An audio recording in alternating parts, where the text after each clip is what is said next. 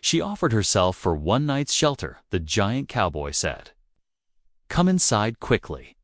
The storm howls outside a lonely cabin.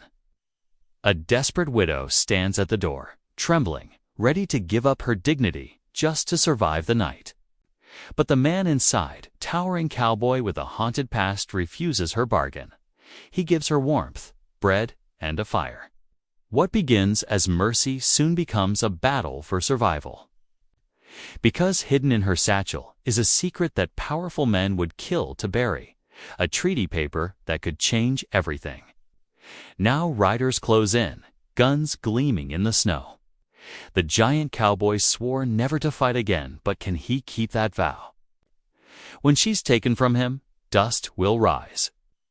Church bells will toll. And the West itself will decide, will mercy be strong enough to save them both? Or will the storm outside claim them forever? Your reactions remind me why these stories matter. If you still believe in the quiet power of love, justice, and truth, then you're part of the reason I keep sharing them. The bitter wind howled across the Colorado highlands, rattling the wooden walls of the line, shack-like angry spirits seeking shelter. Inside, Elijah Harlan crouched before the stone fireplace, his broad shoulders hunched as he carefully arranged another log on the flames. The firelight cast dancing shadows across his weathered face, highlighting the deep lines etched by years of solitude. The knock was so faint he almost missed it beneath the storm's fury. 3 soft taps, desperate and uncertain. Elijah's head snapped up, his body tensing. In 5 years of working this line shack, he'd never had a visitor, especially not in weather that would freeze a man solid. Rising to his full height, he crossed the cabin in 4 long strides. The door shuddered against another gust as he drew back the wooden bolt. A blast of snow-laden wind nearly knocked him back as he pulled it open. There, illuminated by the cabin's warm glow, stood a woman. Her black hair whipped wildly around her face, and her torn dress offered little protection against the bitter cold. Even in the dim light, Elijah could see the mix of heritage in her features, the high cheekbones of her Apache blood, the softer curves speaking to her Mexican ancestry.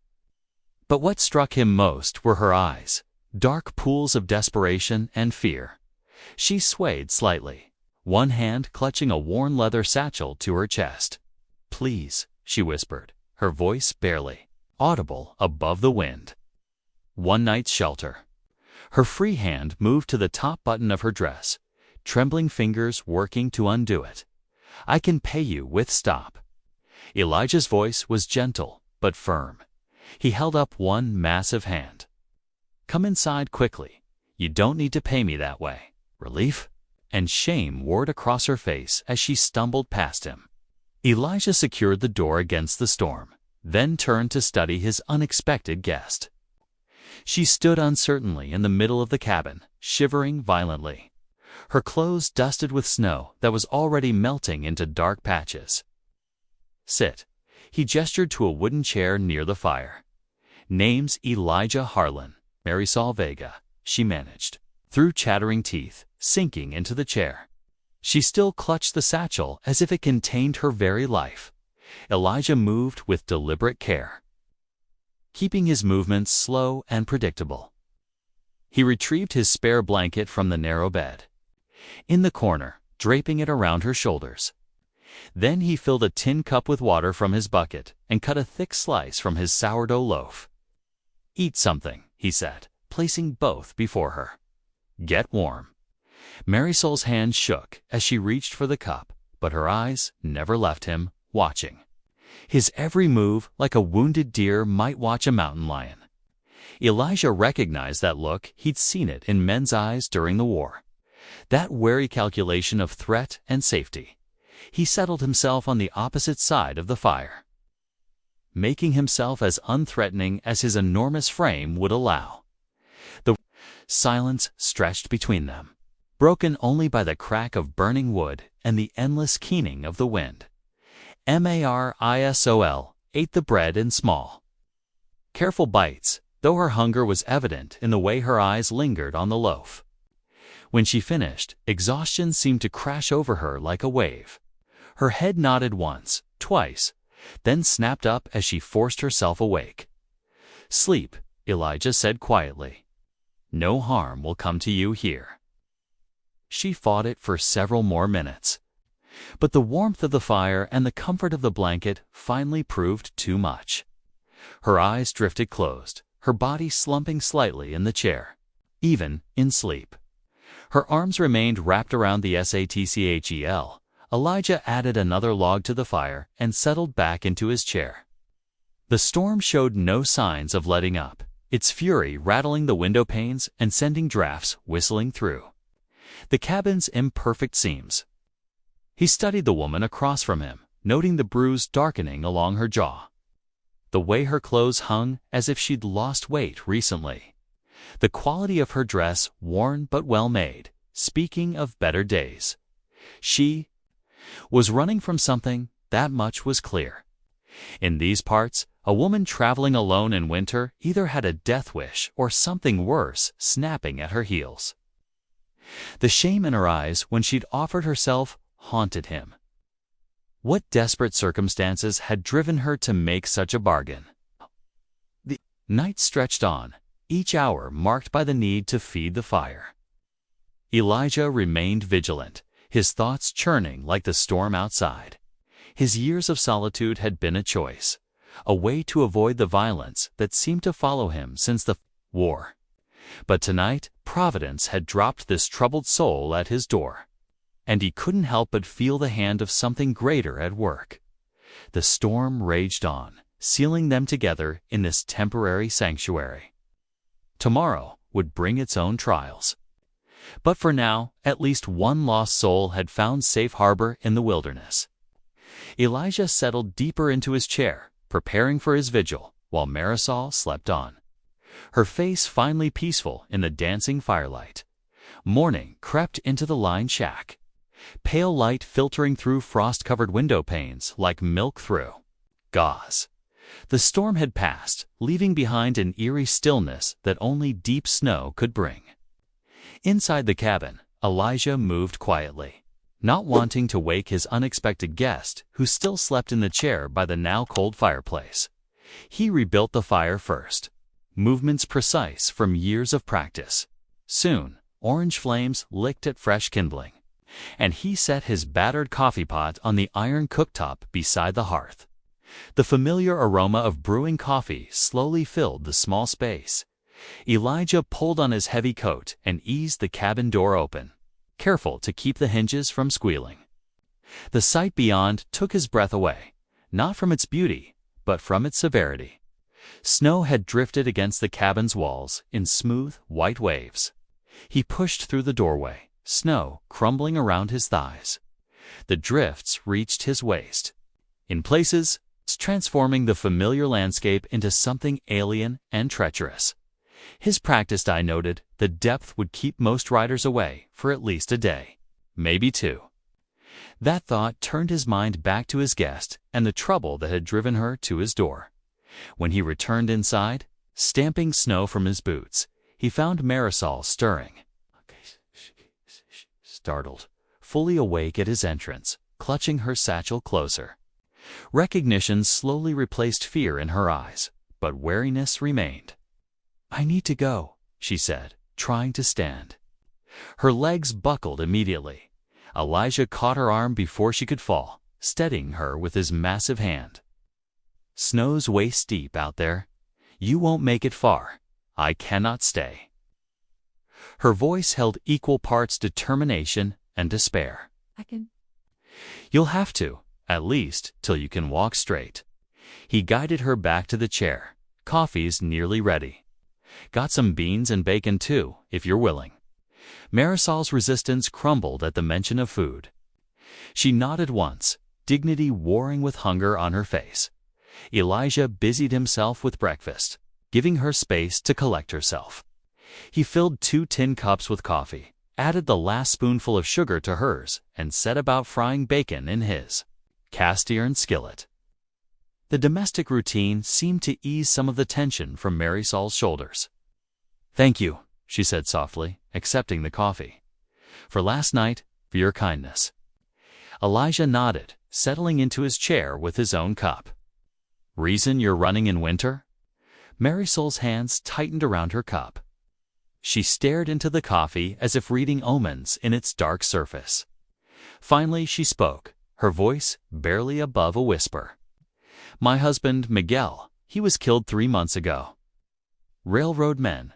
They claim our ranch now, say we have no right to it." Her voice caught.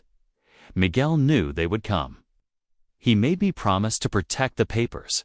"What papers?" Marisol sat down her coffee and opened the satchel with trembling fingers. She withdrew a folded document, handling it like a holy relic. "Treaty papers. Signed by the government recognizing our land rights. My mother's people, the Chiricahua, were promised this land. The railroad men, they tried to take it from my husband's body, but I was there. I took it first." Elijah accepted the document carefully. The paper was high quality, official seals and signatures clearly visible. His stomach tightened as he realized what he was holding: proof that could stop a railroad, evidence that powerful men would kill to destroy. "They hunt you for this.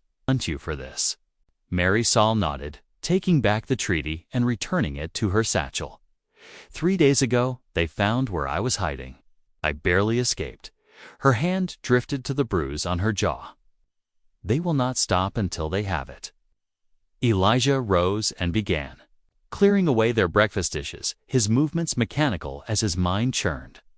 He'd sworn off violence after the war, chosen isolation to avoid the conflicts of men. But looking at Marisol, this proud woman reduced to offering herself for shelter, hunted for simply defending what was rightfully hers, he felt something stir in his chest, a sense of duty he'd thought long buried. "Need to fix that shutter," he said gruffly, moving to the window where wood slapped against wood in the morning breeze. As he worked, a sound caught his attention, distant but unmistakable. Hoofbeats. Elijah pressed himself against the wall beside the window, peering carefully around the frame. Through the crystalline winter air, he spotted them, dark shapes, moving through the snow-covered canyon. 4 riders, maybe 5, all armed. Even at this distance, he could see rifles across their saddles. He closed the shutters quickly, shooting the bar across them. "Company coming," he said, quietly. "Armed men." Marisol's face went pale, her hand clutching the satchel. "They found me," she whispered. "God help me. They found me." The rider's hoofbeats faded into the distance, but Elijah kept watch at the window until the last dark shape disappeared around the snow-covered bend.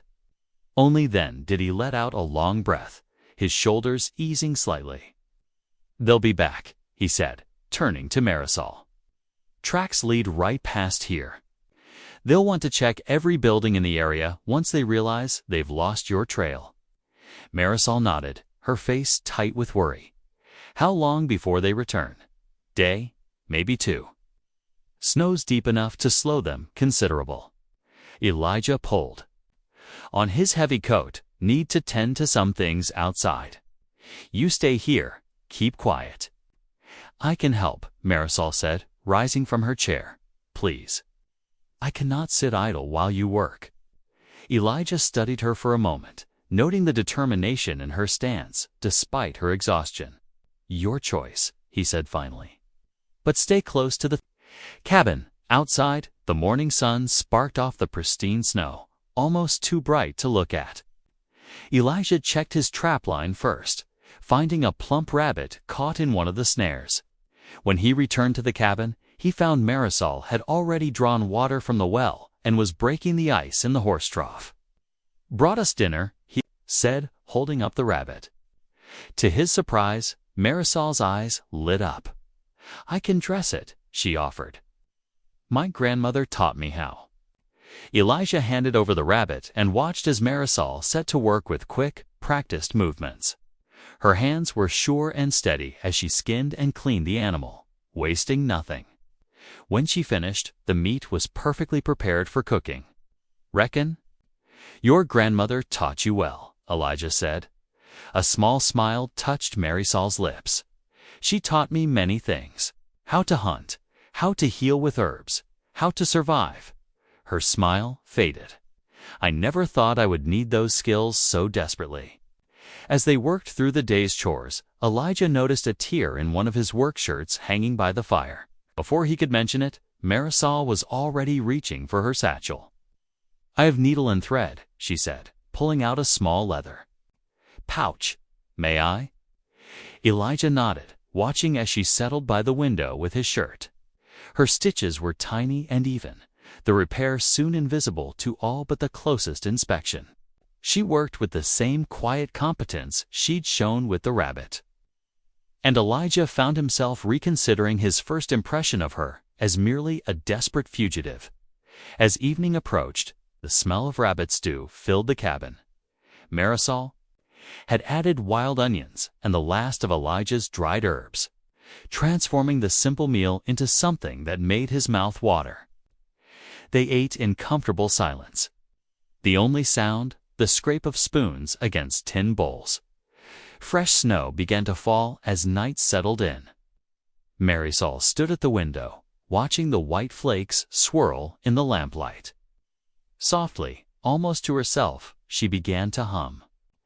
The melody was strange to Elijah's ears, an Apache lullaby, he guessed, with its gentle rise and fall like wind through canyon walls. That night, Elijah dreamed of Thomas, his younger brother. They were back in Virginia, the war still raging. Thomas was smiling, telling some joke Elijah couldn't quite hear over the gunfire. Then the smile vanished, replaced by the blank stare that had haunted Elijah's memories for 13 years. He woke with a start, his heart pounding.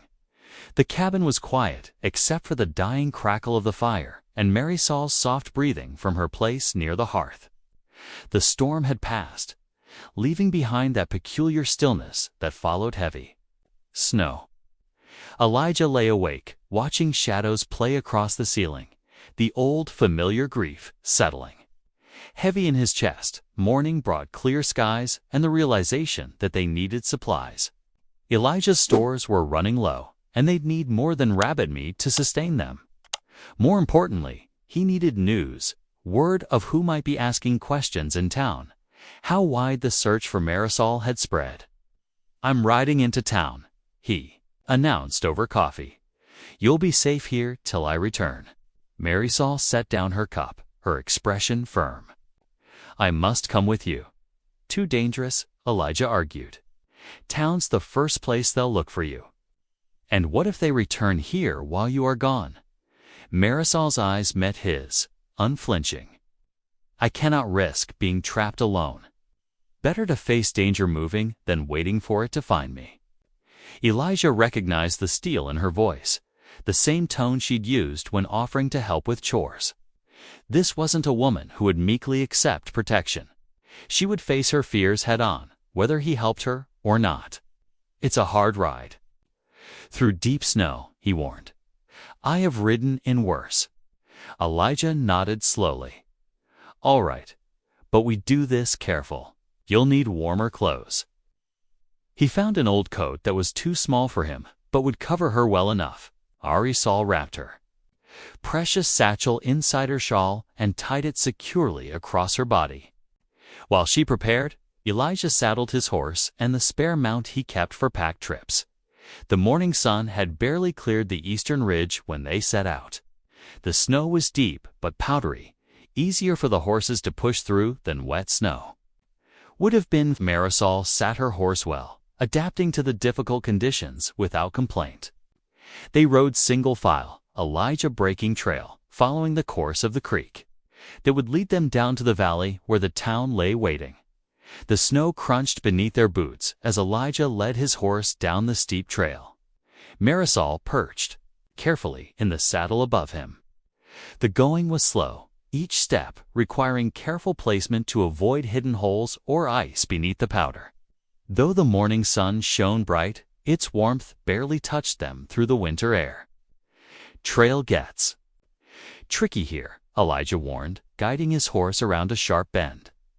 Creek ice makes it slippery. Marisol nodded, gripping the saddle horn as the horse picked its way forward. Her satchel, wrapped tight in her shawl, stayed secured across her body. The precious treaty paper inside was their only hope against the railroad's claims. By mid-afternoon, the wooden buildings of the town came into view through the trees. The streets were churned to brown slush by wagon wheels and horse hooves, and chimney smoke rose straight into the still air. From the saloon came the muffled sound of voices and a tinny piano. As they passed, several men stumbled out. There. Loud laughter cutting through the winter quiet. The church bell began to toll, its deep voice rolling across the snow-covered rooftops. 3 solemn rings, then silence. Reverend Cole will still be at the parsonage, Elijah said, leading them down a side street. He's a good man, trustworthy. The parsonage sat beside the white-painted church, its windows glowing with lamplight. Elijah helped Marisol dismount, then tied both horses to the hitching post. Before he could knock, the door swung open to reveal Reverend Cole, a tall man with kind eyes and gray-streaked hair. Elijah Harlan, the preacher, said warmly, "Haven't seen you at services in quite a spell." His gaze moved to Marisol, taking in her trail-worn clothes and weary stance. "Please, come in out of the cold." The parsonage was warm and smelled of coffee and wood smoke. Reverend Cole ushered them to chairs near the pot-bellied stove, while his wife brought cups of steaming coffee. "Now then," the preacher said, settling into his own chair, "what brings you two through such deep snow?" Marisol's hands trembled slightly as she unwrapped her satchel. "I have something I need you to see, Reverend." She withdrew the treaty paper, carefully unfolding it. "This was my husband's. Before the railroad men killed him." Reverend Cole took the document with gentle hands, holding it close to the lamp as he read. His expression grew serious as his eyes moved down the page. "This is a legal land grant," he said finally. "Signed by the territorial governor himself, acknowledging your family's Apache claim to the ranch land." He looked up at Marisol. "When was your husband killed?" "Killed 2 weeks ago. They came at night, said we had no right to the land." Her voice stayed steady, though her hands clenched in her lap. "Miguel tried to show them this paper. They shot him anyway." The preacher's wife gasped softly, crossing herself. Reverend Cole's face darkened with anger. "This is a binding document," he said. "But filing it officially will cause trouble. The railroad has powerful friends in the territorial government. They've been pressing claims all through the valley." A knock at the door interrupted them. Mrs. Cole opened it to reveal several women. From the church congregation, their arms laden with quilts and covered dishes. "We saw you had visitors," one woman said, stepping inside. "Thought you might need some extra blankets and hot soup. What with this weather?" The women bustled in, clucking sympathetically over Marisol's thin coat and tired appearance. They spread quilts over her shoulders and pressed bowls of steaming soup into her hands. But Elijah noticed the whispers, the sideways glances. "An Apache woman holding ranch land." One woman murmured to another, "Tate natural." Elijah's jaw tightened, but he held his tongue. Starting an argument wouldn't help Marisol's cause. Still, he shifted his chair closer to hers. A silent signal of support. The women didn't stay long, departing in a flutter of shawls and concerned murmurs. As the door closed behind them, a sharp rapping sound came from the telegraph office next. Door. Reverend Cole cocked his head, listening to the clicks and pauses. "That's for me," he said, rising. "Excuse me a moment." He returned shortly, holding a yellow telegram slip, his expression grave. "Word from the county seat," he said. "Railroad agents are there now, pressing claims on abandoned properties." He looked at Marisol. "They're trying to void all previous land grants in the valley. Moving fast, while the snow has people trapped at home. Elijah stood, checking the angle of the sun through the window. We should head back. Don't want to be on the trail after dark. The preacher nodded. I'll keep this copy of the treaty safe. Maybe we can find a sympathetic judge, but it will take time. He gripped Elijah's shoulder. Watch yourself, old friend. Railroad men don't fight fair. The sun was settling toward the mountains as they rode out of town. Elijah again leading while Marisol rode. The temperature dropped sharply as shadows lengthened across the snow. Neither spoke much, both lost in thought about the preachers, warnings, and the battle that lay ahead. The last light was fading from the sky when they finally reached the line shack. Elijah helped Marisol down from the saddle, noting how she swayed with exhaustion. The day's ride and emotional strain had taken their toll. Best get inside, he said quietly. I'll tend to the horses. Marisol nodded, clutching her satchel close. As she made her way to the cabin door, the treaty paper was still safe. But now they knew the true fight was just beginning. The firelight danced across the cabin walls as Elijah and Marisol sat down to their evening meal. Steam rose from bowls of beans and cornbread, the simple fare made filling by hunger and cold. Outside, the wind whispered through pine boughs, carrying the last light of day with it. Mare Sol broke the comfortable silence. Why do you live alone? Out here, Elijah. Her voice was soft, but her dark eyes held his steadily across the table. Elijah set down his spoon, considering his words carefully. The question stirred memories he'd rather forget, but something in her direct gaze demanded honesty. During the war, he began slowly. I killed men. Not in battle, exactly. Raiders who attacked our supply train. I tracked them 3 days through Tennessee hills. He stared into the fire, seeing those distant woods instead of the cabin walls. Found their camp at dawn. 7 men. I had the drop on them, could have taken them prisoner. But I was angry about the men they'd killed. His voice trailed off. Marisol waited, her face showing neither judgment nor fear.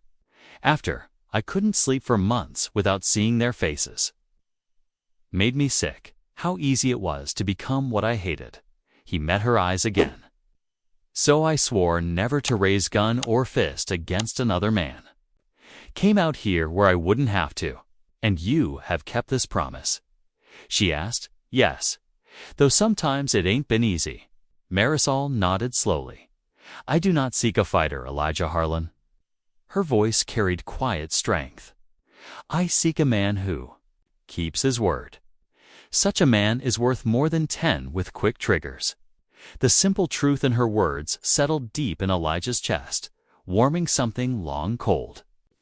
They finished their meal in companionable silence. The only sounds, the crack of the fire and the scrape of spoons against tin plates. Later, as Elijah added logs to the stove, Marisol began to hum the same Apache lullaby she'd sung the night before. The melody was strange, yet familiar, like something half-remembered from childhood.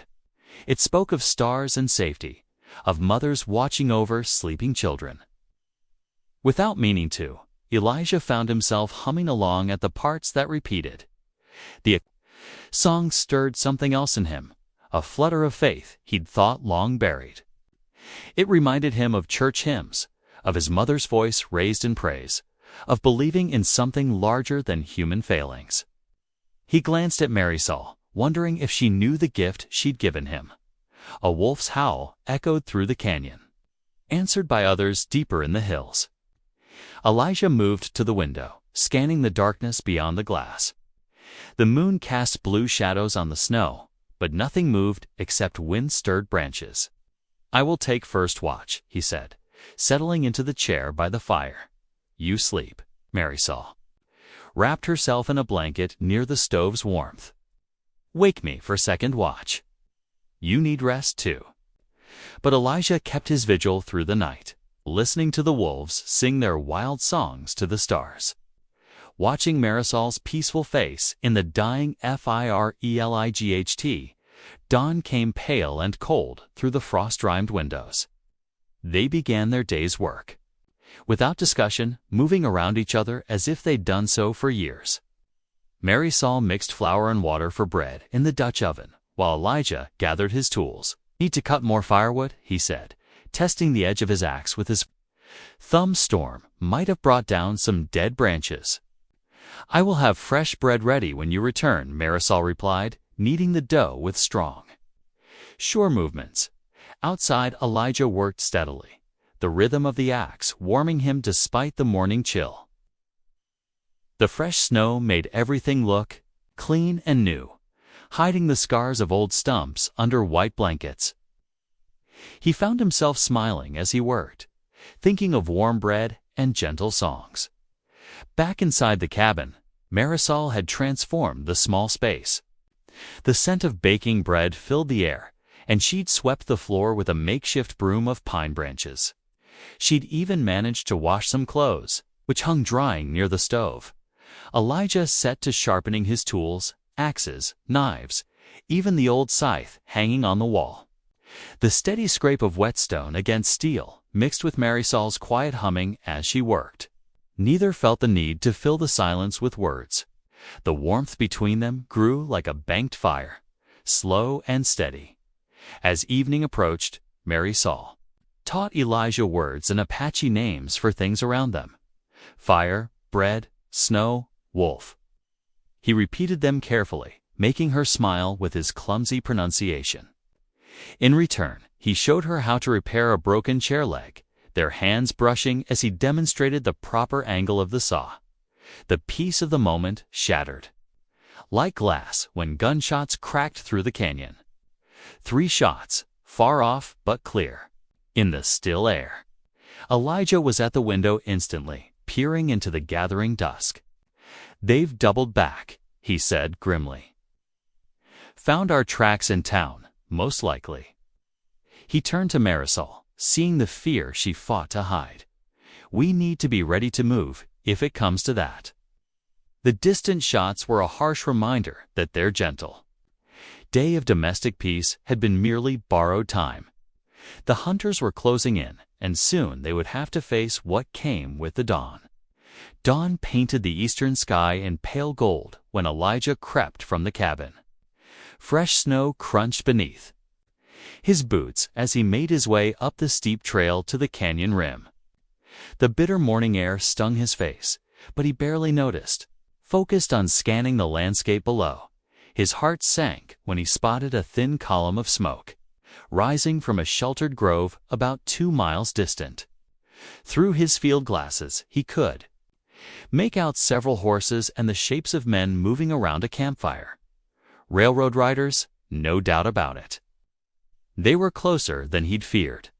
Elijah hurried back down to the cabin, where Marisol already had coffee brewing on the stove. One look at his face told her everything. "They are near?" she asked, her voice steady despite the fear in her eyes. "Too near." Elijah grabbed his saddlebags and began packing essentials. "They've made camp just north of here. We need to get back to town before they can box us in." Marisol moved swiftly, gathering her few belongings and the precious treaty papers. Within minutes, they had the horses saddled and loaded. The morning sun had barely cleared the canyon walls when they set out, taking the southern trail toward town. Fresh snow made the going treacherous.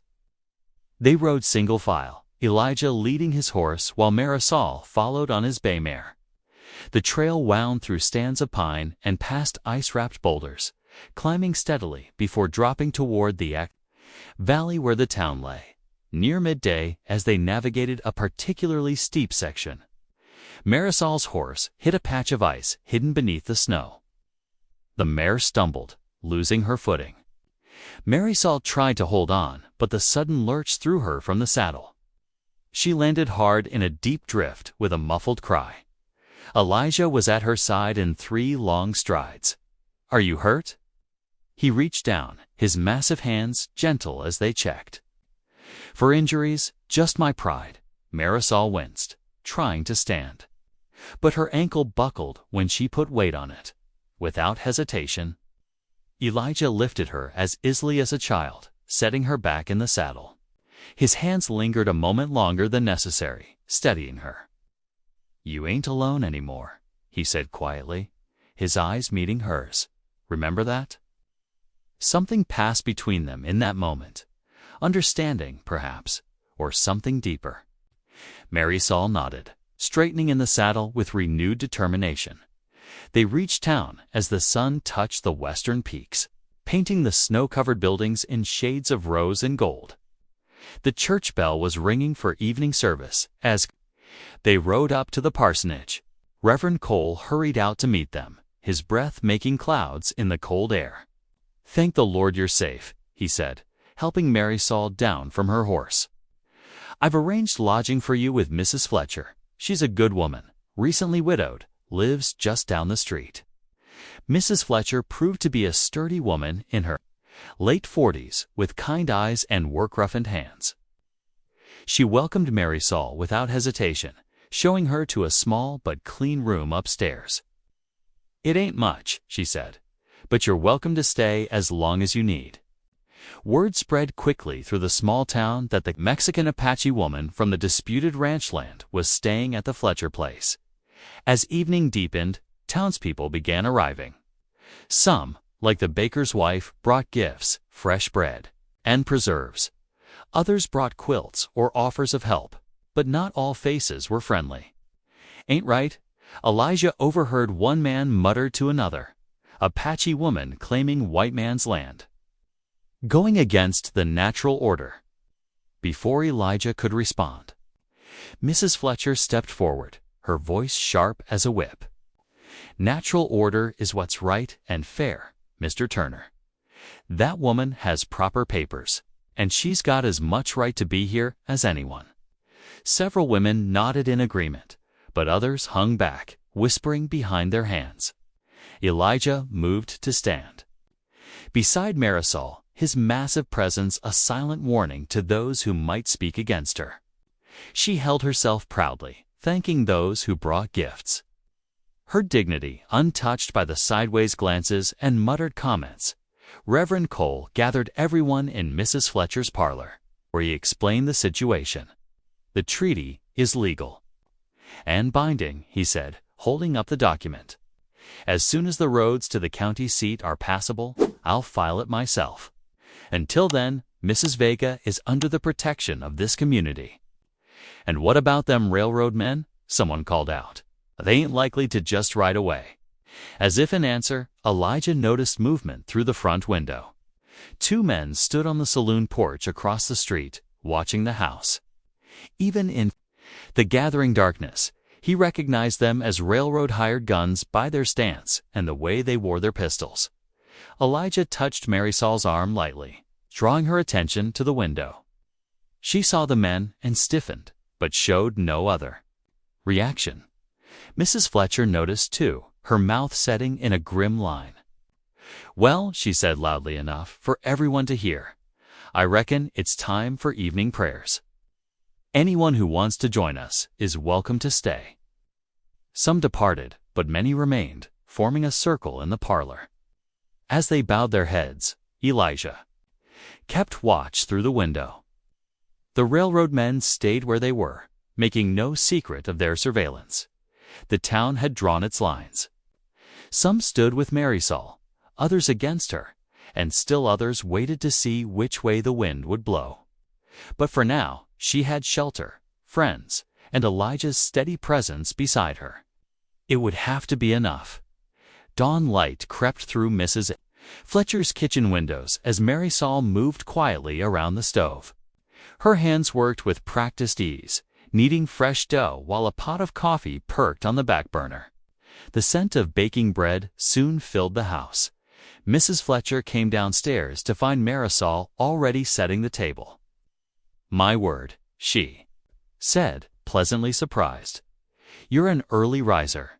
"My mother taught me to bake before I could walk," Marisol replied with a small smile. She shaped tortillas with swift, sure movements, laying them on the hot griddle where they puffed and browned. "Those smell wonderful," Mrs. Fletcher said, watching as Marisol worked. Would you teach me how to make them? Of course. Marisol demonstrated the technique, explaining each step. Her quiet dignity and skill spoke louder than words, and Mrs. Fletcher found herself warming to the younger woman's presence. Across town, Elijah ducked his head to enter the parsonage door. Reverend Cole sat at his desk, papers spread before him. The treaty's ironclad, the preacher said, pointing to key passages. Once we file this at the county seat, no railroad man can legally touch that land. How long before the road's clear enough to travel? Elijah asked, studying the document. A week, maybe 2. We'll need to be careful those railroad men won't give up easy. The preacher's eyes were grave. They've been known to make papers disappear between here and the courthouse. Then we'll need to be smarter than them, Elijah said quietly. Children's voices drew them to the window. Outside, several young ones played in the snow near the church. Marisol had stepped out of Mrs. Fletcher's house, and the children, curious about the newcomer, gathered around her. Ola, small girl called out, proud of knowing the word. Marisol smiled warmly. Would you like to learn a song? She asked. The children nodded eagerly. She began with a simple Spanish verse about birds in springtime, then taught them the same song in Apache. Her voice was clear and sweet, and soon the children were attempting both languages, giggling at their mistakes. Marisol corrected them gently, praising their efforts.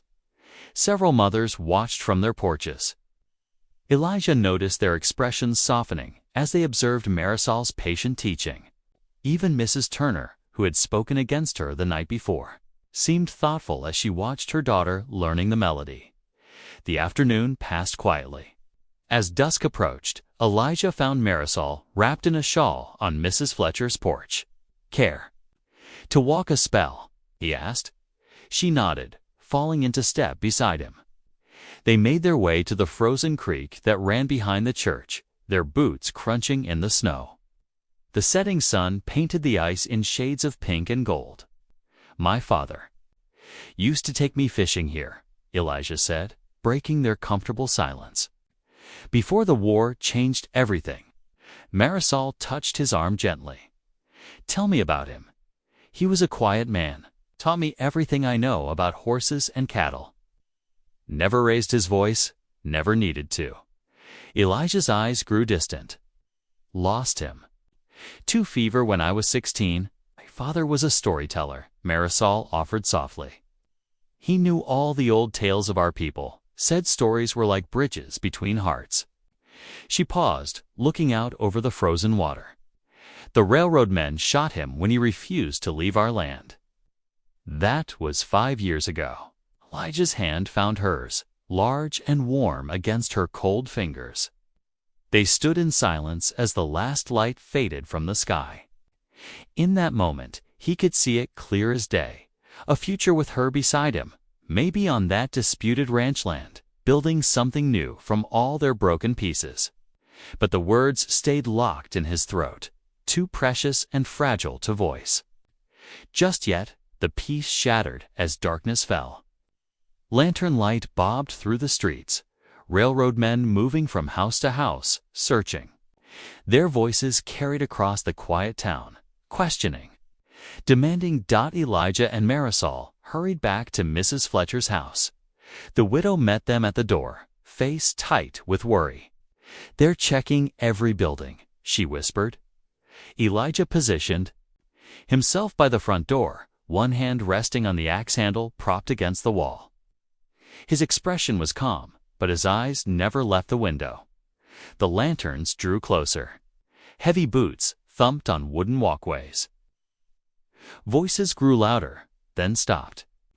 Through the curtained window, they could see 3 men conferring on the street outside. Preacher's got M under his wing, one man said, loud enough to carry. Best report back to the boss, back to the boss. The lanterns moved away, but Elijah didn't relax his vigilant stance. He'd seen the look those men gave the house, measuring, calculating. This wasn't over. Mrs. Fletcher broke the tense silence. Well, I reckon we could all use some tea. Her voice was deliberately steady as she moved toward the kitchen. Marisol followed to help, but not before catching Elijah's eye. In that shared glance was understanding. Whatever came next, they would face it together. The railroad men's open.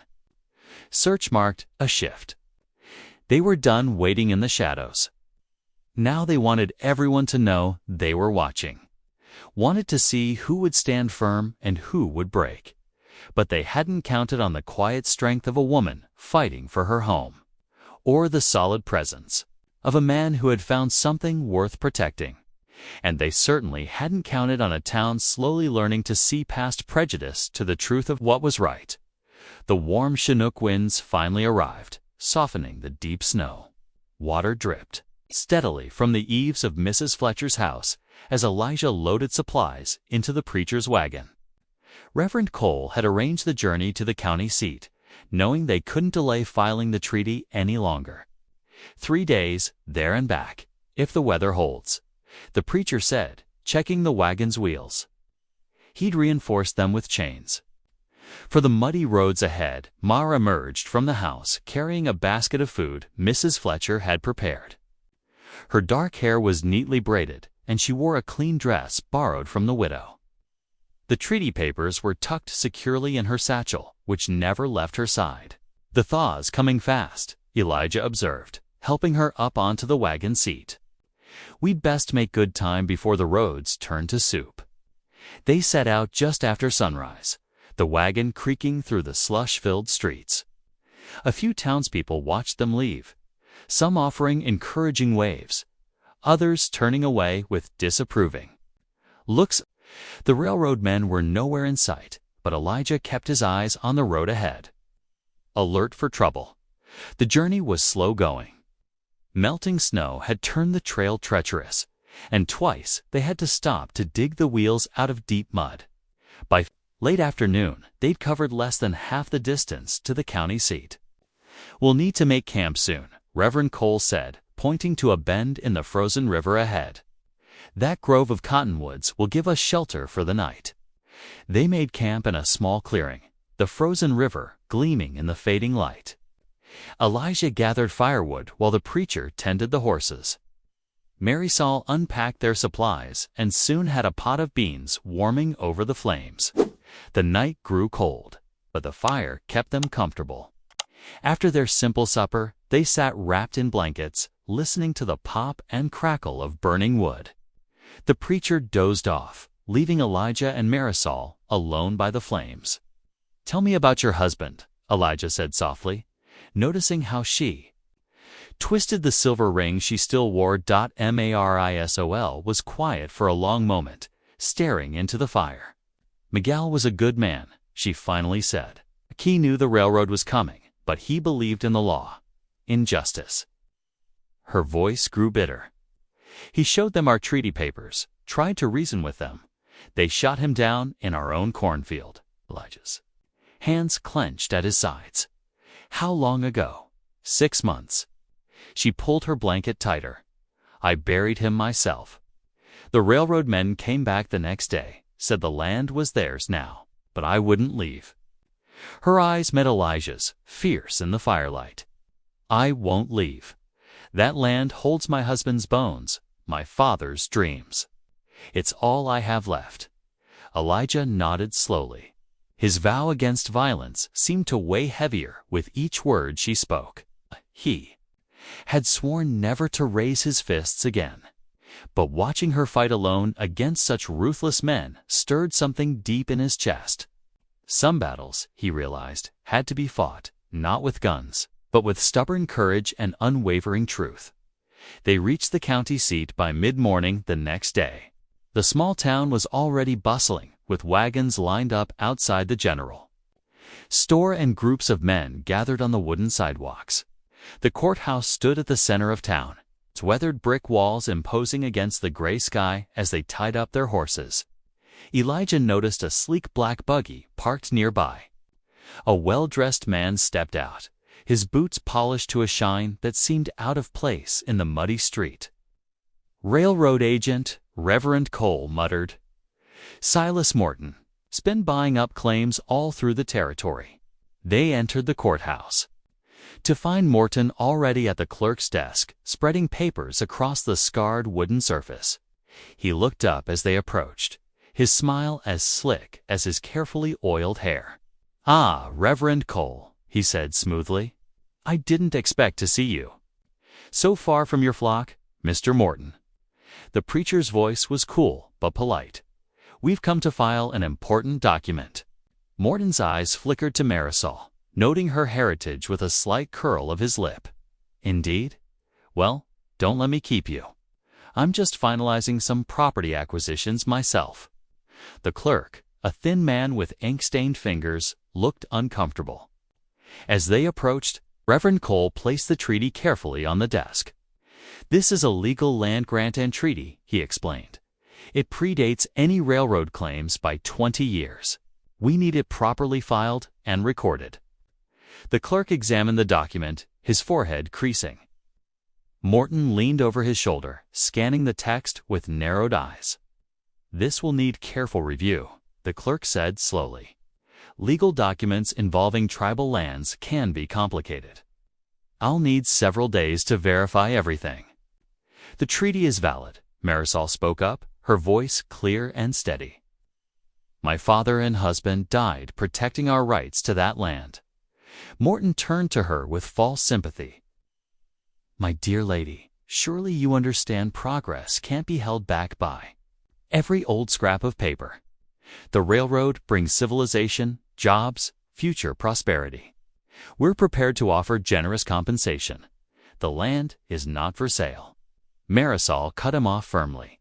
Elijah stepped closer to her side, his massive frame casting a shadow over Morton.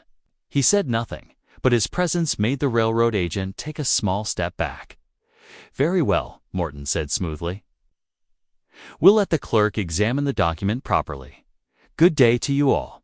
He gathered his papers and left, boots clicking on the wooden-floored dot outside the courthouse. Elijah caught movement from the corner of his eye. One of the railroad's hired guns lounged against a hitching post, making no effort to hide his interest in their movements. The man's coat bulged tellingly over his holstered pistol. "We'll need to be careful heading back," Elijah murmured to the preacher. "I don't like the look of this." Reverend Cole nodded grimly. "The clerk's honest enough, but Morton has ways of making papers disappear. We'll need to stay in town until this is settled." They found rooms at the local boarding house, taking turns watching the courthouse. The hired gun remained nearby, a constant reminder of the forces aligned against them. But Elijah's resolve had only grown stronger. Watching Marisol stand her ground against Morton's smooth threats, he understood that some battles chose you, no matter how much you tried to avoid them. The question now was how to win without breaking his vow of peace, and how to protect Marisol when the railroad men inevitably turned to rougher tactics than legal claims. The Frontier Inn was a modest two-story building with wooden siding weathered gray by countless storms. Inside, coal oil lamps cast warm circles of light across rough-hewn tables where travelers hunched over bowls of beef stew. Elijah watched Marisol pick at her food, worry etching lines around her eyes. "You should eat," he said softly. "We've got a long ride ahead tomorrow." She nodded, but before she could reply, a shadow fell across their table. Railroad agent Morton stood there, perfectly pressed despite the late hour, a false smile gleaming beneath his waxed mustache. "Miss Vega," he said, tipping his hat. "Might I have a word?" Elijah started to rise, but Marisol touched his arm. "We'll hear what he has to say." Morton pulled up a chair uninvited, laying a leather portfolio on the table. "I've been authorized to make you a very generous offer." He withdrew a bank draft, sliding it across the scratched wood. $5,000. More than fair compensation for undeveloped land. Marisol didn't even glance at the paper. "That land has been developed for generations. My grandfather planted those orchards. My father dug the irrigation ditches by hand. My husband's bones rest there." Her voice was quiet but firm. "No amount of money can buy such things." "My dear lady," Morton's tone hardened slightly, "progress cannot be stopped. The railroad will come through, one way or another. Better to profit from the inevitable than cling to sentimentality. The treaty is legal," Marisol said. "The land is mine. That is all there is to say." Morton's smile vanished. He leaned forward, voice dropping. "Consider carefully. Many accidents can befall a woman alone. Many properties burn in summer lightning." Many Elijah stood, his massive frame casting Morton in shadow. He said nothing, but his presence spoke volumes. The agent's threats died in his throat. "Good evening, Miss Vega." Morton gathered his papers with careful movements, like a man backing away from a rattlesnake. "Remember my offer, it won't remain open indefinitely." After he left, Marisol released a shaky breath. Elijah sat back down, his hand finding hers beneath the table. Her fingers were cold but steady. Later that night, in his sparse room, Elijah knelt beside the narrow bed. He hadn't prayed properly in years, not since the war, but words came naturally now. "Lord," he whispered, "I ain't asking for myself, but that woman downstairs, she's fighting for what's right. For justice, I'm scared of losing her." He paused, throat tight. "I'm scared of failing her. Show me how to protect her without breaking my vow, please." Dawn broke gray and cold over the county seat. Elijah loaded their supplies while Marisol settled accounts with the innkeeper. The preacher brought fresh coffee in a tin pot, steam rising in the crisp air. "Best get moving," he said. "Weather's holding for now." But when they reached the wagon, Elijah spotted trouble immediately. The rear axle had been cleanly broken, the brake too sharp to be natural wear. "Sabotage," he muttered, running his hand along the splintered wood. The preacher shook his head grimly. "Morton's work, no doubt. Trying to delay us until he can arrange something worse." They found a blacksmith who agreed to help, though his eyes kept darting toward the saloon where Morton's men lounged. The repair took hours, the smith working carefully while Elijah assisted, heating and shaping metal to reinforce the mended axle. The sun was well past noon when they finally loaded up to leave. Marisol sat close to Elijah on the wagon seat, the precious treaty papers secure in her satchel. As they cleared the town limits, hoofbeats echoed behind them. "Riders," the preacher said quietly from the back of the wagon. 4 of them, keeping their distance. Elijah nodded, maintaining a steady pace. No point showing fear. The shadows stretched longer as they wound through snow-patched hills. The riders remained behind them, just visible through the gathering dusk. "We'll need to make camp soon," Elijah said reluctantly. "Too dangerous to travel these trails in full dark." They found a sheltered hollow beside a frozen creek. The riders made their own camp within sight, just far enough to maintain the pretense they weren't following. Elijah built a small fire, keeping it low to minimize their visibility. "Try to rest," he told Marisol, wrapping his heavy coat around her shoulders. "I'll take first watch." She touched his arm briefly before settling near the fire. The preacher dozed nearby, his Bible clutched to his chest. Elijah positioned himself where he could watch both their pursuers' camp and the surrounding darkness. The night grew deeper. An owl called, then fell silent. The hired gun's fire burned low, though Elijah could see the orange glow of cigarettes. As they kept their own watch, a sharp crack split the night. A rifle shot, fired well wide of their camp. A warning, letting them know they were in the shooter's sights. Marisol sat up, eyes wide but unafraid. "They want us to run," she whispered. Elijah nodded, keeping his voice steady. "But we won't." He squinted into the darkness, wondering how to protect them without weapons, without violence. His vow had never felt heavier. Somehow he knew breaking it would destroy something precious, not just in himself, but in what was growing between him and Marisol. The night stretched on, marked by the occasional distant shot of gunfire was a reminder. They were being hunted, and soon they would have to face whatever the railroad men had planned. Dawn broke with steely determination across the snow-covered hills. Elijah checked the wagon's repaired axle one final time before helping Marisol and the preacher aboard. The morning air bit sharp and clean, their breath forming clouds in the pale light. "They're still back there," Marisol said quietly, nodding toward the distant riders who had already mounted up. Elijah clicked to the horses, steering them onto the rutted trail. "Let them follow. We've got nothing to hide." He deliberately kept their pace slow, knowing it would force Morton's men to either pass them or reveal their true intentions. The wagon creaked through fresh snow, winding between pine-studded slopes. Every few minutes, hoofbeats echoed closer, then fell back again. "They're getting impatient," the preacher observed, thumbing through his Bible. "The Lord tests us all differently. Today it seems He's testing their patience against yours, Elijah." A ghost of a smile touched Elijah's lips. He guided the wagon around a sharp bend, then drew the horses to a stop. Ahead, the trail narrowed through a steep-walled pass, barely wide enough for the wagon. "Perfect place for an ambush. Reckon it's time we had this out," he said, setting the brake. He turned to face Marisol. "Stay with the preacher." Elijah stepped down from the wagon, his boots crunching in the snow. He stood in the middle of the trail, waiting. The riders appeared around the bend moments later, pulling up short when they saw him.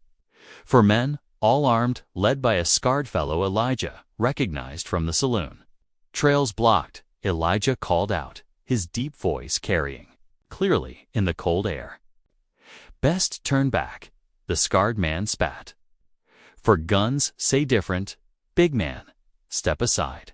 No guns needed here." Elijah remained motionless, planted like an oak. "You boys know what you're doing is wrong, helping steal a widow's rightful land. That weighing heavy on your conscience yet?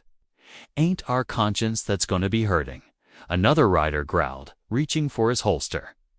"Think careful now," Elijah said. His voice stayed calm, but his presence seemed to grow larger, filling the narrow pass. "I made a vow never to raise hand against another man, but that don't mean I can't stop you. You want to test how long you can stay on those horses once I get hold of your reins?" The men shifted uneasily. They'd seen Elijah's size, heard rumors of his strength. The scarred leader studied him, noting the absolute certainty in his stance. "You willing to die for her claim?" he challenged. "I'm willing to live for it," Elijah answered. "And make sure you live with what you choose to do here." Today, a long moment stretched. Then the leader turned his horse. "Ain't worth it. Morton don't pay enough for this." He glared at Elijah. "This ain't over, though." "No," Elijah agreed quietly. "But today is." He watched until they disappeared around the bend, then returned to the wagon. Marisol's eyes shone with unshed tears. "I have never seen a man stand so tall without a weapon," she whispered. They reached town by dusk, the setting sun painting the snow-covered buildings in shades of rose and gold. Word of their return spread quickly. The preacher's wife rushed out to embrace Marisol, while several townsmen helped unload the wagon. Inside the parsonage, the preacher immediately began pulling out church records and land documents. "We'll add these to support your treaty claim," he explained, spreading papers across his desk. "Shows the history of settlement, the Apache presence on that land going back generations." As darkness fell, the church bell began to toll, calling people to evening prayers. Townsfolk filed in, filling the wooden pews. Many nodded to Marisol with newfound respect. The preacher spoke of justice, of standing together against those who would prey on the vulnerable. When the prayers ended, Marisol rose and moved to the front. Without accompaniment, she began to sing the lullaby Elijah had heard by their fireside. Her voice filled the small church, the Apache words strange yet beautiful to most ears. But the melody carried universal meaning: love, hope, the comfort of home. One by one, other voices joined in humming the tune. Mrs. Fletcher wiped tears from her eyes. Even the town banker, who had frowned at Marisol days before, nodded in appreciation. Elijah watched from his back row pew, joy expanding in his chest. This was what he had prayed for, not just safety for Marisol, but acceptance, community, the very things he had denied himself for so long. After the service, they walked together in the crisp night air. Stars sparkled above like scattered diamonds, and their boots left paired tracks in the fresh snow. The words rose in Elijah's throat, asking her to share not just this moment, but all the moments to come. Yet something held him back. Not doubt, but rather a sense that the timing wasn't quite right. Their path together had a few more steps before that question could be asked. Instead, he said simply, "That was beautiful, your song." Marisol smiled.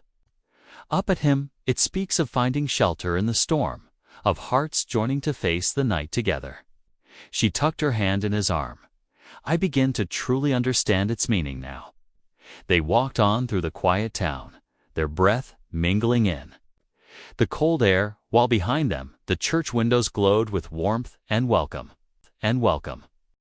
The first pale light of dawn crept over the snow-laden rooftops. Marisol stepped out of Mrs. Fletcher's house, a wooden bucket swinging from her hand. Her breath formed delicate clouds in the crisp morning air as she made her way to the town. Pumped inside, Elijah sat at the kitchen table, warming his hands around a coffee cup. The house was quiet, except for Mrs. Fletcher's soft humming as she kneaded bread dough. A sudden scream shattered the peace, followed by the clatter of the bucket hitting frozen ground. Elijah bolted from his chair, nearly upending the table. He burst through the door, boots pounding across the porch. His heart stopped at the sight.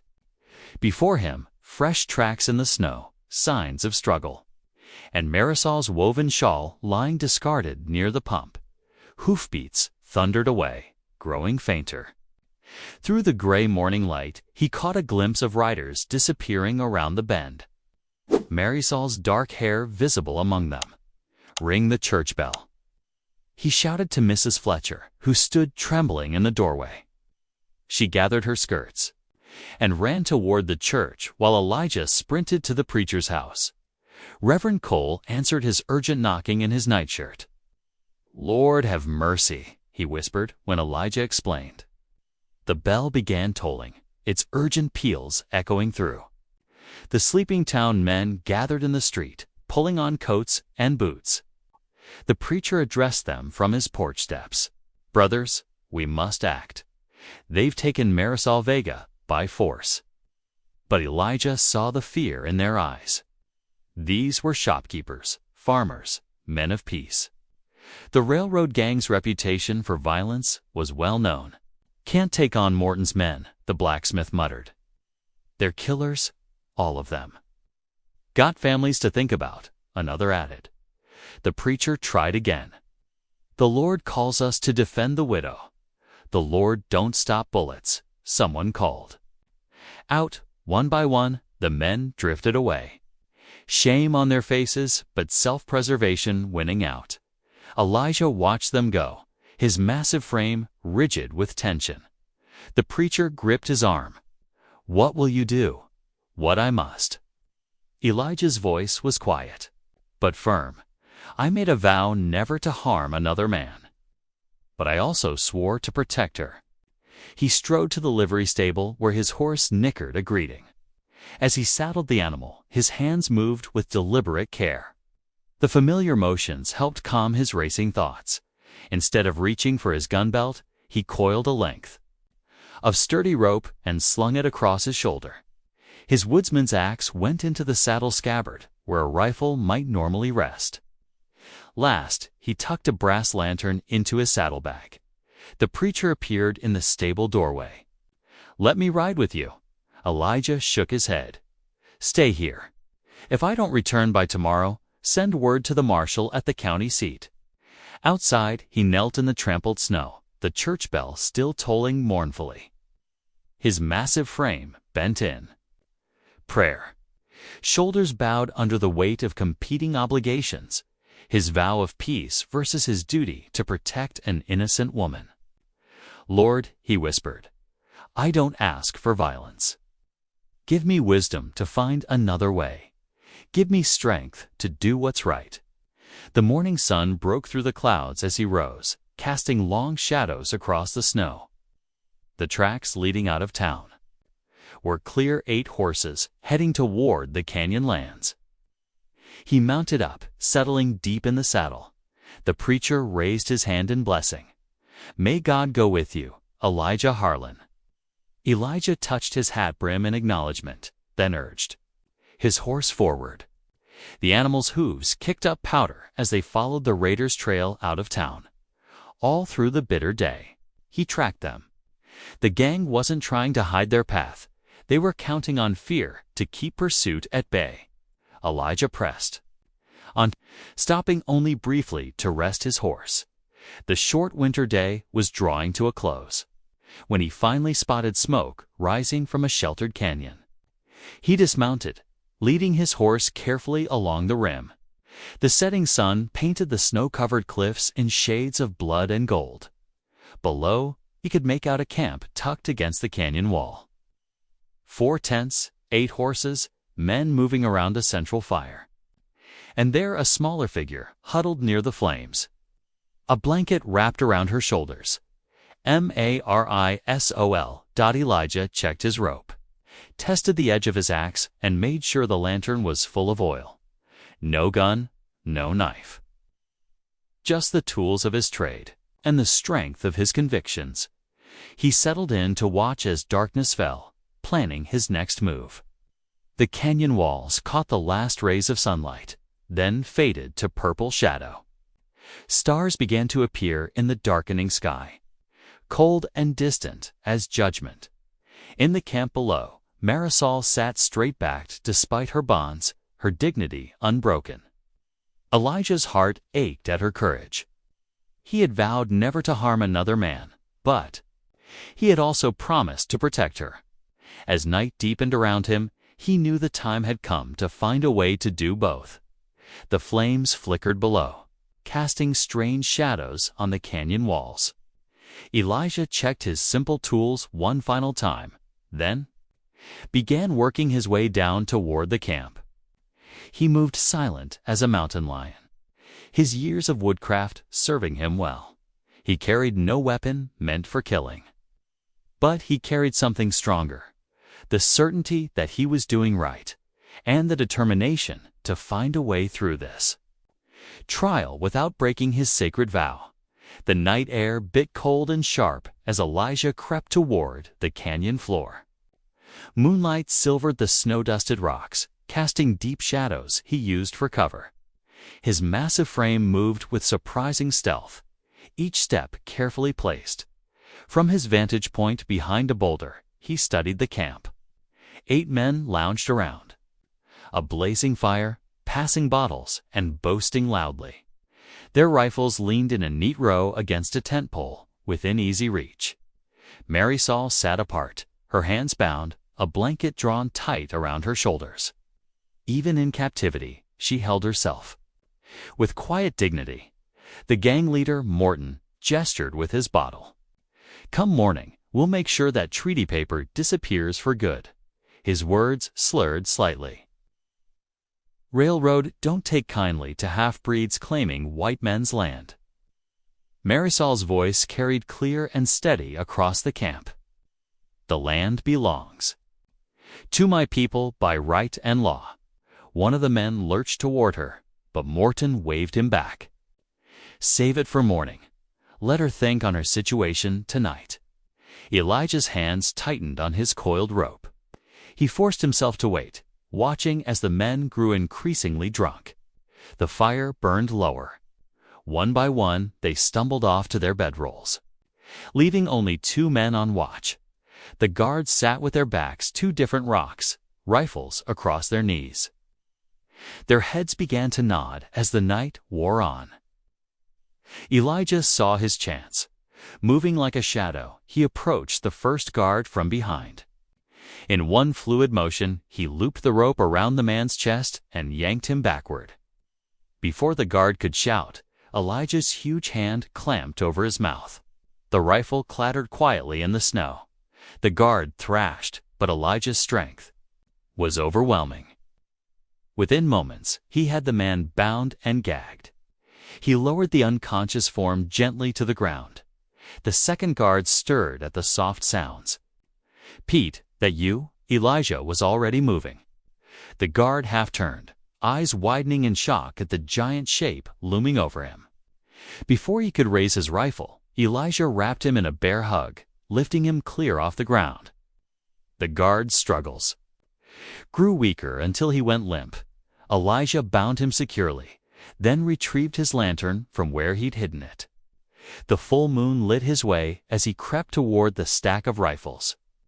Marisol watched him with huge eyes, hope dawning on her face. The lantern's metal base caught the firelight as he raised it high. With careful aim, he hurled it onto the pile of weapons. The glass shattered, spraying kerosene. Flames leaped up instantly, catching the wooden rifle stocks. Chaos erupted in the camp. Men burst from their tents, shouting in confusion. The burning rifles crackled and popped, sending sparks flying. Smoke billowed thick in the cold air. Elijah was already cutting Marisol's bonds. She gripped his arm, steadying herself as she stood. "I knew you would come," she whispered. "Run for the horses," he murmured back. "I'll be right behind you." But Morton's voice cut through the confusion. Not so fast. The gang leader stood blocking their path, revolver leveled at Elijah's chest. His eyes were bloodshot, but steady. "Us. Should have known you'd try something, big man," Morton sneered. "Drop that axe and back away from the woman." Elijah set his axe down slowly. "There's been enough violence," he said, his deep voice carrying across the chaos.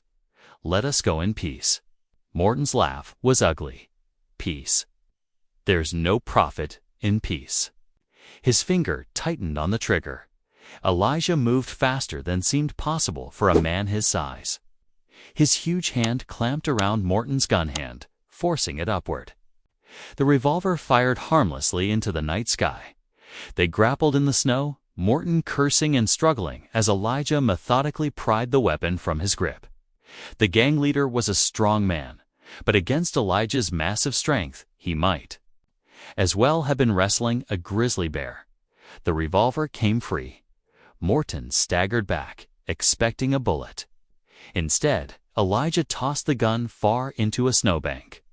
In the next moment, he seized Morton by the shirt front and drove him to the ground, pinning him there with one huge hand. "I made a vow never to kill again," Elijah said quietly. "That includes you. Remember that mercy. He released Morton and backed away. The gang leader lay gasping in the snow, all fight gone out of him.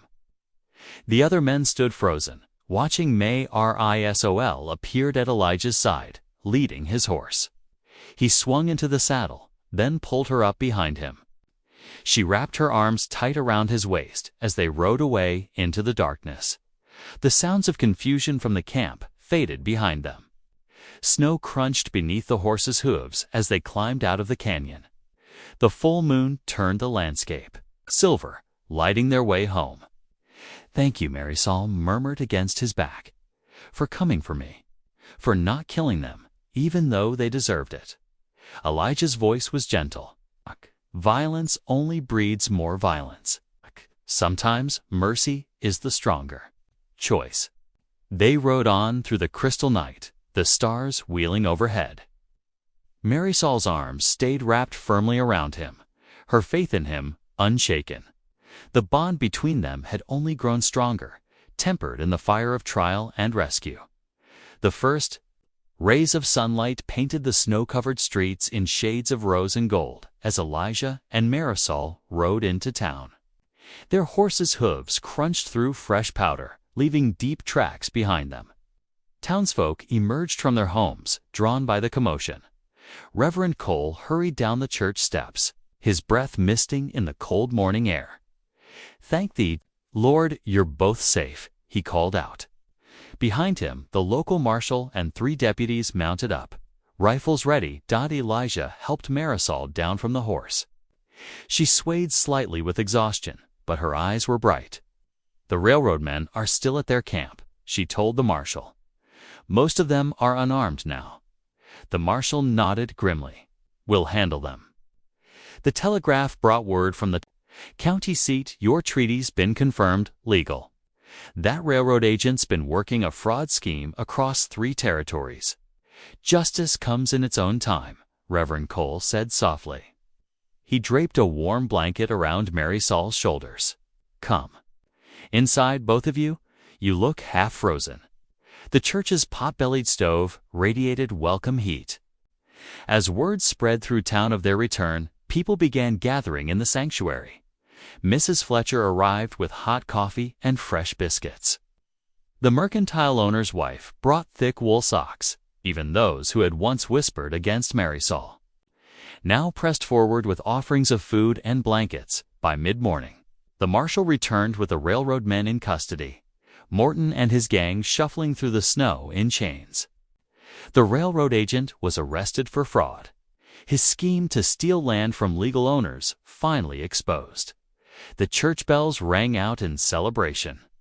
Townspeople filled the pews, lifting their voices in hymns of thanksgiving. Marisol sat in the front row, the validated treaty papers clutched in her hands. Tears of relief sliding down her cheeks as the singing faded. Elijah rose from his seat beside her.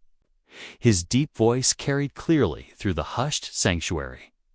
"Marisol," he said, taking her hand in his, "when you first came to my door, you offered yourself in trade for shelter. But you've given me something far more precious. You've helped restore my faith in mercy and justice." Marisol's fingers tightened around his as he continued. "I'm not asking you to stay under my protection anymore. I'm asking you to be my partner, my equal in all things. To build a life together on your land, if you'll have me." She stood slowly, facing him. The morning sun through the church windows set her dark hair glowing like a halo. "I've watched you choose peace over violence, mercy over vengeance," she said. "You've shown me that true strength lies in gentleness." A smile broke across her face, radiant as dawn. "Yes, I'll stay with you, mi amor. Yes to all of it." Joy and laughter filled the church as Elijah gathered her close.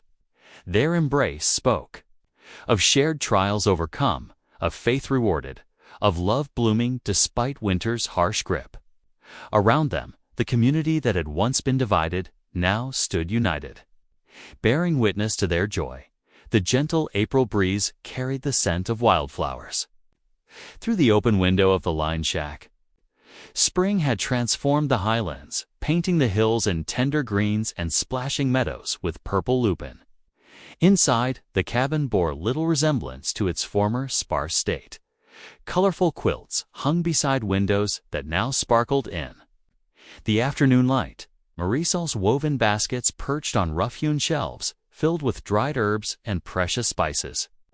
The Dutch oven on the cook stove released the rich aroma of baking bread, while a pot of beans simmered beside it. Elijah stood at the table, his massive hands surprisingly delicate as he sliced fresh cornbread.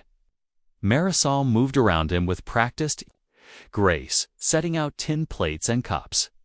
Their comfortable silence spoke of the ease they'd found together in the weeks since their wedding.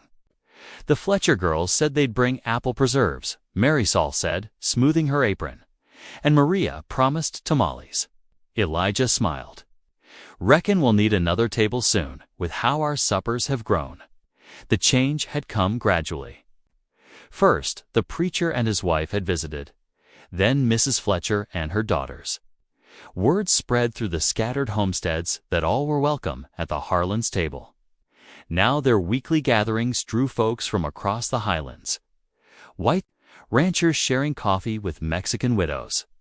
Apache cousins teaching children string games by the fire. The first guests arrived as the sun began its slow descent. Old Jim Fletcher's wagon rattled up, loaded with his family and covered dishes. Maria Rodriguez and her sisters followed on horseback, their shawls bright against the evening sky. From the Eastern Trail came 3 of Marisol's Apache cousins, bringing fresh-caught trout wrapped in leaves. Soon the cabin hummed with voices and laughter. Children darted between adults' legs while women traded recipes and men discussed the spring calving. The aroma of various dishes mingled tamales beside shepherd's pie, fry bread next to corn pudding. When all were seated, Reverend Cole offered thanks in 3 languages. Hands joined around the crowded table, weathered and smooth, pale and brown, all clasped together in fellowship. The meal passed with stories and songs, bridges built over shared bread and understanding as twilight deepened into night. The guests gradually departed with warm embraces and promises to return. Elijah and Marisol stood in the doorway, watching lanterns bob away into the darkness like earthbound stars. The full moon rose over the hills, silvering the new grass. Marisol leaned against her husband's broad shoulder. "That stormy night, you opened your door to me," she said softly. "I had lost all hope. But you showed me kindness when I needed it most." Elijah wrapped his arm around her waist, drawing her close. "It wasn't me who saved you," he replied, his deep voice gentle. "It was the Lord who sent you to my door." They stood together in comfortable silence, watching moonlight paint the highlands in shades of pearl and shadow. Then, hand in hand, they stepped back inside their home. The lamplight spilled warmly through the windows, a beacon of welcome in the gathering night. Thanks for watching. Stories like this shape us in ways we don't always expect. Something resonated? Subscribe. I'm back tomorrow with another one worth hearing.